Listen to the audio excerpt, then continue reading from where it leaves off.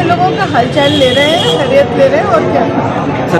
देखिए, तैयारी यही है कि हम लोग अपनी पार्टी के लिए प्रचार करते रहते हैं समय समय पे, और विकास जो हमारे राष्ट्रीय अध्यक्ष अखिलेश यादव जी ने 2012 से और 17 तक की जो सरकार थी, जो रिकॉर्ड विकास हुए उसके आधार पर और सब लोगों को साथ लेकर जो वो चले उसके आधार पर हम लोग लोगों को बताते हैं, जागरूकता करते हैं और अपने लोगों के सुख दुख में उनके साथ रहते हैं। तो यही तैयारी है और ऊपर वाले ने चाहा तो अखिलेश यादव जी इस बार मुख्यमंत्री बनेंगे और समाजवादी पार्टी की सरकार बनेगी।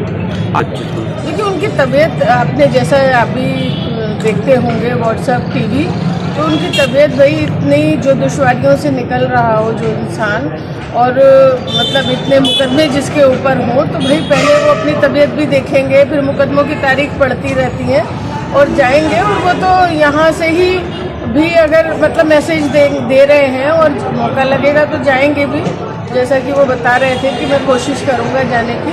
तो उनके तो निश्चित रूप से भाई डेफिनेटली उनकी बातों से उनके उससे फ़ायदा होगा पार्टी को, वहाँ पे जो गठबंधन है। और वैसे बहुत अच्छे हालात हैं बिहार में भी, इस बार गठबंधन की बड़ी जीत होने की उम्मीद है और ऊपर वाले ने चाहा तो भारतीय जनता पार्टी से छुटकारा होगा बिहार के अंदर। कि वो उनकी मतलब कहते हैं कि सियासी जो नाबालिग है यही कह सकती हूँ। बाकी आजम खान साहब बहुत बड़े नेता हैं, हमें भी भाई मोहिबुल्लाह साहब को भी आजम खान से सीखना चाहिए। वो बड़े नेता हैं, सेकुलर नेता हैं, उन्होंने जीवन में बड़ा संघर्ष किया है, पार्टी के संस्थापक सदस्य हैं, उन्होंने अपनी तमाम जवानी, अपनी तमाम उम्र लगाकर पार्टी को इन ऊंचाइयों पर पहुंचाया है। तो हमें सबको उनसे सीखना चाहिए।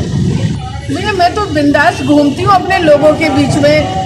सांसद विधायक जी भी अपनी पार्टी के हैं, वो भी अपनी मेहनत कर रहे होंगे, हम भी अपनी मेहनत कर रहे हैं, पार्टी को मजबूती देने का काम कर रहे हैं।